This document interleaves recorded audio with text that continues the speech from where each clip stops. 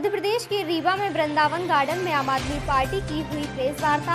14 मार्च को भोपाल में सभा को संबोधित करेंगे दिल्ली के मुख्यमंत्री अरविंद केजरीवाल और पंजाब के मुख्यमंत्री भगवंत मान।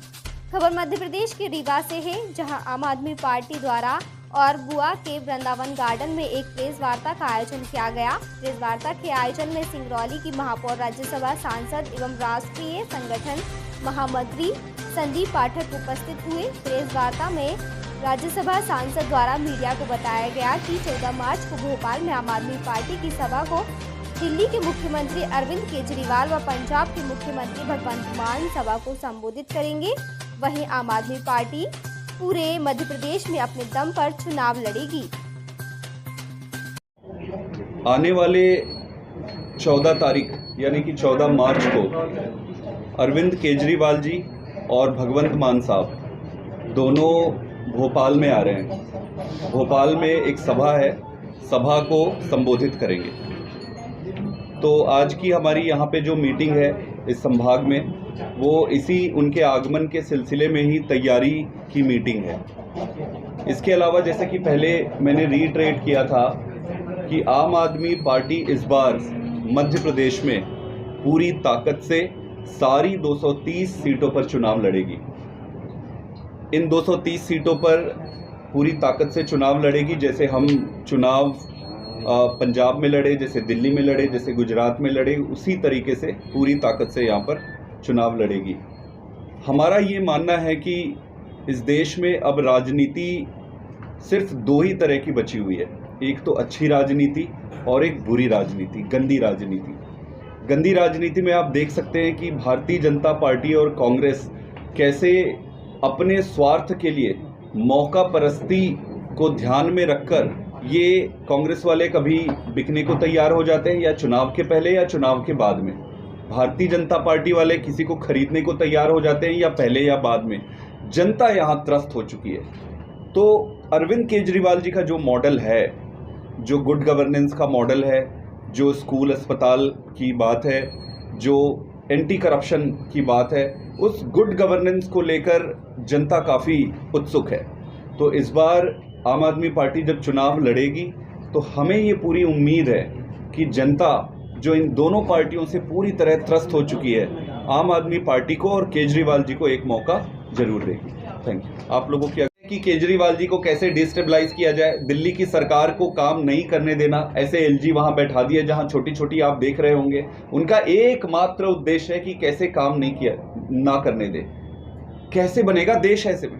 भाई राजनीतिक प्रतिद्वंदता हो सकती है, होनी चाहिए, अच्छी बात है, राजनीतिक मतभेद हो सकते हैं, लेकिन आप देश के काम को रोक कर राजनीति करो, ये कैसे? ये तो दुर्भाग्य की बात है। और इनको मांगने दीजिए इस्तीफा। केजरीवाल जी तो बहुत अच्छा काम कर रहे हैं। आने वाले समय में दूसरे राज्यों में भी केजरीवाल जी की अभी डिमांड काफ़ी बढ़ रही है, दूसरे राज्य में भी आम आदमी पार्टी पैर फैलाएगी।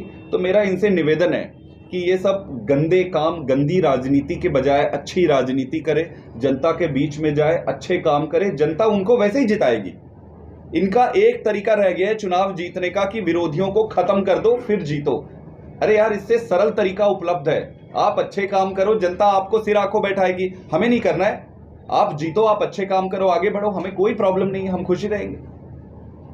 आने वाले चुनाव में आप कौन सा?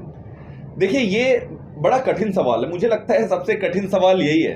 यही समझ नहीं आता कि कांग्रेस कांग्रेस है या भाजपा, और भाजपा कांग्रेस है या भाजपा भाजपा है। ये आपस में, इन दोनों में एक ही रंग में इस तरीके से मिले हुए हैं। एक बिकने तैयार होता है, एक खरीदने तैयार होता है। जनता को आज आप मध्य प्रदेश में कहीं पे भी चले जाइए, जनता अपने आप को ठगा महसूस कर रहा है। उसको लगता है यार मैंने वोट तो भाजपा को दी थी, ये कांग्रेस को गई। कांग्रेस वाले कहते हैं कि यार मैंने कांग्रेस को वोट दी थी, ये भाजपा को चली गई। हमारा मुख्य प्रतिद्वंदी कौन होगा इससे हमें कोई फर्क नहीं पड़ता। हमें जीतना है, हम जीतने के लिए आएंगे। जनता ये चुनाव लड़ेगी, जो भी सामने आएगा उससे चुनाव लड़ेगी। महागठबंधन में आप शामिल होंगे या फिर अकेले लड़ेंगे? हम किसी गठबंधन में शामिल नहीं है। मैं फिर से स्पष्ट कर रहा हूं, हम किसी गठबंधन में शामिल नहीं हो रहे। हम जोड़ तोड़ की राजनीति पसंद नहीं करते, और खास बात जनता भी जोड़ तोड़ की राजनीति पसंद नहीं करती। हम में जितनी सामर्थ्य है, जितनी क्षमता है, जितनी शक्ति, अपनी शक्ति से अकेले चुनाव लड़ेगी। मेयर चुनाव में तीसरे विकल्प के तौर पर आपकी पार्टी उभर कर आई है मध्य प्रदेश में। इस बार विधानसभा चुनाव को लेकर क्या स्ट्रेटजी रहेगी? स्ट्रैटेजी यही है कि जैसे कि हमारे मेयर साहिबा यहाँ बैठी हुई हैं, इनके अलावा और भी कई जगह पे काफ़ी अच्छे वोट शेयर आए थे, तो ये स्पष्ट करता है कि जनता इन दोनों पार्टियों से ऊब चुकी है और नए विकल्प की तलाश में। हमारी स्ट्रैटेजी यही है कि सबसे पहली कि संगठन को मजबूत करेंगे, गांव गांव तक लेकर जाएंगे संगठन को, जो बहुत जल्दी शुरू हो जाएगा संगठन बनाने की प्रक्रिया, और उसके बाद पूरी ताकत से जनता के पास जाकर, एक एक घर में जाकर, एक एक व्यक्ति से बात करके आम आदमी पार्टी के जो एजेंडा है, अच्छे स्कूल की, अच्छे अस्पताल की, गुड गवर्नेंस की, भ्रष्टाचार मुक्त की, इस गवर्नेंस को लेकर जनता को समझाएंगे। फिर जनता की मर्जी है, सर माथे जनता जो आशीर्वाद। आपने कहा कि आप देखेंगे कि गुजरात में हमने कैंडिडेट उतारे, जैसे पंजाब में उतारे, जैसे दिल्ली में उतारे। हमारे कैंडिडेट चयन का तरीका बड़ा सिंपल है। विधानसभा के चुनावों में हम सर्वे कराते हैं, दो तरीके के सर्वे होते हैं, एक तो टेलीफोन से और दूसरा फील्ड पे जाकर। इन दोनों सर्वे के नतीजे को सामने रखकर फिर तय किया जाता है। इसके अलावा भी कई सारे और पैरामीटर होते हैं, लेकिन मोटा मोटे मैं आपके प्रश्न का उत्तर देना चाहता हूं। अच्छे व्यक्तियों का जो भी आए दूसरी पार्टी से, हम उसका स्वागत करेंगे। किसी भी ऐसे व्यक्ति का जिनके चाल और चरित्र पे प्रश्न चिन्ह है, उनको पार्टी लाकर टिकट नहीं देगी। वो पैरामाउंट है, इस पे कोई कॉम्प्रोमाइज नहीं है। सर्वे के आधार पर जनता जिसको कहेगी कि इसको टिकट दो, उसको टिकट देंगे। सर्वे किस लिहाज से कराया जाएगा? सर्वे का लिहाज जनता से बात की जाती है। सर्वे में जनता से पूछा जाता है कि ये 3-4 लोग हैं जो यहाँ से चुनाव लड़ना चाहते हैं। जनता कहेगी कि भाई हाँ ये पसंद है, ये अच्छा है, तो उसके हिसाब से जाएंगे। आप अपनी पार्टी का मुख्य कार्य बताते हैं स्वास्थ्य और शिक्षा, दोनों मंत्री जेल के अंदर। आपका कहना है कि इनको अंदर कर दिया गया, क्या कानून और संविधान पर आप पे विश्वास है?